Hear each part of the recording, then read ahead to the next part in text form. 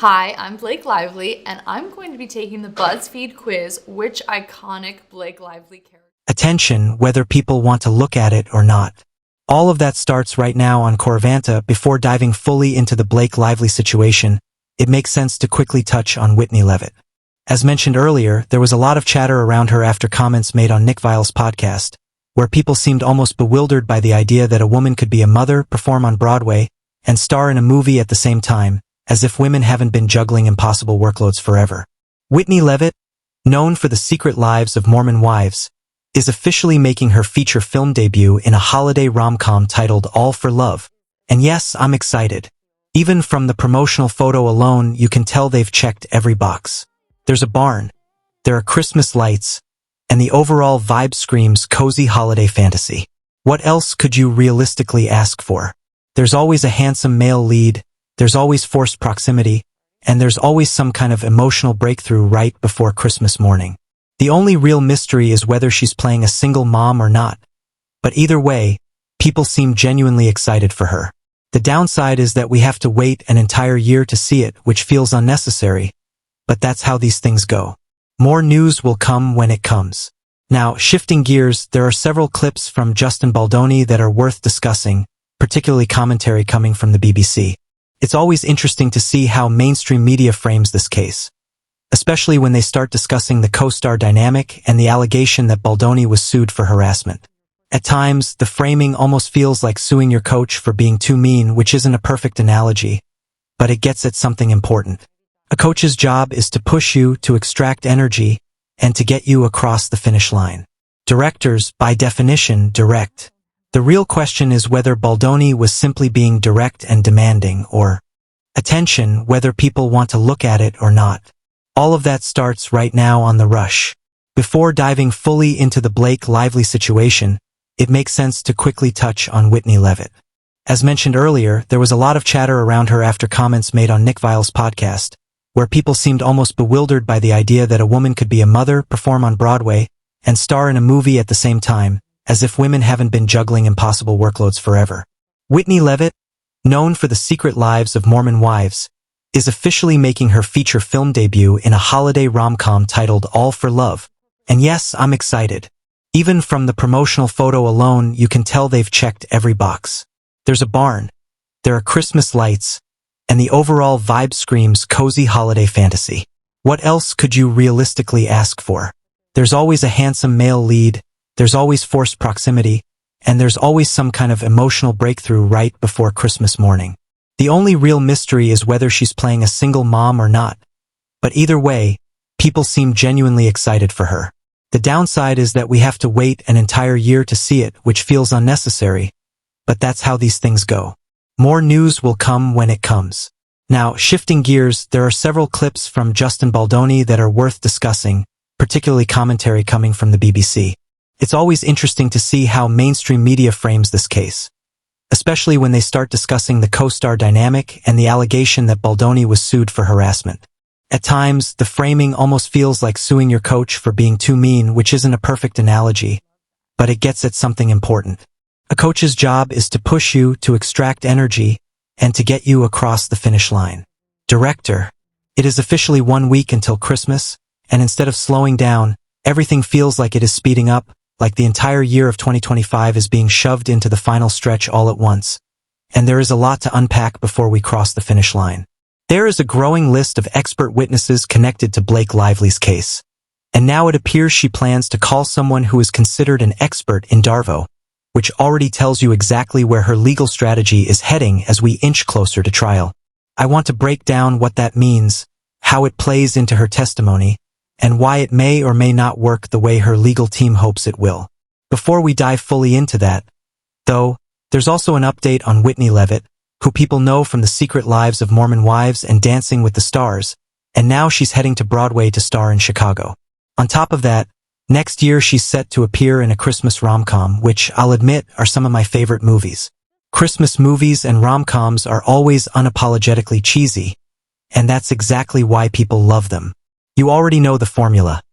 Snow, twinkling lights, a charming small town, and a good-looking man who magically fixes everything by the end. I'm already wondering if she's going to be playing a struggling cupcake baker just trying to make rent, because that's basically a genre requirement at this point. Honestly, I'd love to see a Christmas movie that actually takes a risk, like a single mom trying to survive while juggling real-life chaos. Maybe even dabbling in OnlyFans to make ends meet. Why not? We're pro-workers of all types over here. Let's at least pretend movies reflect reality once in a while.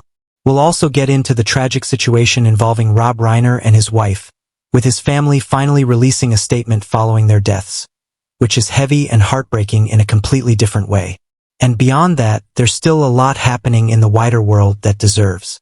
Whether he crossed a line into something inappropriate. That's where everything hinges. Typically, when people talk about hostile work environments, they imagine a very rigid power structure. A boss and an employee in an office setting working 9 to 5, where roles are clearly defined and hierarchy is obvious. But this case presents a very different power dynamic. Baldoni has argued that Blake Lively's real-world status, fame, and connections give her de facto power, regardless of what a contract says on paper. Meanwhile, Blake Lively claims that Baldoni and Jamie Heath were her employers, framing the situation as a traditional employer-employee relationship. So what does a jury do with that? Do they look strictly at what's written on paper? Or do they consider the real-world context where Blake Lively is an A-lister married to another A-lister, with enormous cultural influence? That's honestly the most fascinating part of this entire case. Blake Lively is not some unknown actress struggling to break into Hollywood. She and Ryan Reynolds are powerful, wealthy, and deeply connected. When people talk about power dynamics, Baldoni's argument is essentially, what are you talking about? They're the powerful ones. If something truly bothered her, he argues, she had far more power to shut it down than he ever did. And here's the thing. When everything initially went down, Baldoni was the one who lost representation. Blake Lively wasn't. People can debate whether she's technically an A-list actress or not, but let's be real for a second. She's not starring in Hallmark Christmas movies, and Christmas movies, historically, are where stars often land when their mainstream appeal starts fading. That's not an insult. That's just how the industry works. We love Christmas movies, but they occupy a very specific space in Hollywood. Blake Lively, for better or worse, is still very much operating in a different lane. At the same time, she's been taking a lot of heat for bad PR, especially after promoting an expensive $400 holiday gift, which didn't land well with the general public. Of course, she's out of touch. She's a multimillionaire. But in court, she's going to have to convince a jury that she was the damsel in distress. And that's not an easy sell when your lifestyle is that far removed from the average person's reality. This brings us to information shared on the court subreddit, which offered a preview of 6 of Blake Lively's expert reports. The reports themselves are still sealed, but whoever put that summary together did a solid job teasing what's coming. One of the standout details is a DARVO brief by psychologist Jennifer Freyd, the person who actually coined the term DARVO, which stands for Deny, Attack, Reverse Victim, and Offender. That alone tells you what direction Blake Lively's legal team is taking. Her expert reports also include at least 2 analyses of internet trends, looking at whether online discussions were manipulated through some kind of digital campaign. This is especially interesting because Baldoni has his own expert, a crisis PR CEO, who argues the opposite. His position is that the internet simply reacted quickly and organically, and if there had been manipulation, it would have taken longer to manifest. Sometimes the internet just decides it doesn't like someone, and when that happens, people dig up every receipt they can find. That's just how it works. According to one expert, Aaron Collada, there were indicia, which is just a fancy Latin way of saying signs, of a coordinated digital campaign across TikTok, Reddit, forums, and YouTube. He claims that negative sentiment toward Blake Lively and positive sentiment toward Baldoni increased dramatically by August 2024. But honestly, that doesn't prove much on its own. Of course, sentiment shifted. Blake Lively was everywhere promoting the movie, and actors aren't content creators. They don't live online year-round. They pop up when they have something to sell, and when you're suddenly everywhere, public opinion spikes, good or bad. Jennifer Freyd's role as an expert witness will likely involve explaining DARVO in detail and applying it to Baldoni's behavior. The argument will be that Baldoni denied wrongdoing, attacked Blake Lively, and reversed the roles of victim and offender. But whether that's what actually happened is still very much up for debate. From my perspective, Baldoni hiring crisis managers looked less like an attack and more like self-defense, especially when you consider the size and intensity of Blake Lively and Taylor Swift's combined audiences. Lively also cites Baldoni's deposition, particularly comments about Liz Plank quitting a podcast and alleged conversations that took place before filming even began. There's also mention of a circumcision discussion, which somehow finds its way into an expert report. And yes, that's as uncomfortable and bizarre as it sounds. Circumcision jokes are inevitable in a conversation like this. But let's move on before it gets any stranger. Other expert witnesses include Dr. Dina, a marketing professor, and Ashley Humpher, a professor of integrated marketing communications. The common thread here is clear: a parade of experts explaining what happened online. And the reason for that is simple. There's no smoking gun. If there were, the case would already be over. Instead, the jury is going to be asked to decide whether this all smells off or not.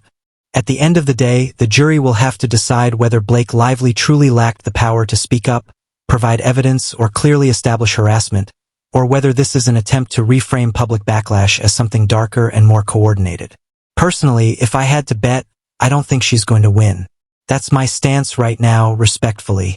That said, there are people who see this completely differently, and they deserve to be heard without being attacked. The internet thrives on hostility, but that doesn't mean we have to participate in it. Which brings us to a TikTok creator, Danny, who offered a pro-Blake perspective. Danny argues that her For You page has completely changed, that the tide has turned, and that now everyone supposedly knows Justin Baldoni is a creep, and that there was an inorganic smear campaign against Blake Lively that overlapped with Taylor Swift. The problem is, there's no solid evidence backing that up. One article often cited uses AI to analyze sentiment without showing the underlying methodology, which makes it essentially useless in court. Bots exist everywhere online, especially around famous people, and their presence alone doesn't prove coordination. What also can't be ignored is the role content creators played. Many posted about this case relentlessly, some pretending to be neutral while clearly taking sides because outrage drives clicks. And yes, content creation is a business. Nobody is waking up at 2 in the morning to do charity work online. But longevity in this space requires some level of fairness. There are people so pro-Blake and so pro-Baldoni that they can't objectively assess anything anymore, and bias exists on all sides, including my own. Despite that, my opinion hasn't changed. I still believe Blake Lively is going to lose. If that makes people question my motives, so be it. And no, I didn't cash a check. You're going to change, Las Hari. Did I? From there, the conversation shifts to something far heavier. The Reiner family breaking their silence after the double murder of Rob Reiner and his wife. Their statement is devastating. Their daughter reportedly found the bodies hours later, and their son has been described as dangerous. Jake and Rami Reiner expressed unimaginable grief, describing their parents not just as parents, but as best friends. They asked for privacy, compassion, and for their parents to be remembered for the love they gave. Nick Reiner has been charged with 2 counts of first-degree murder and appeared briefly in court without entering a plea.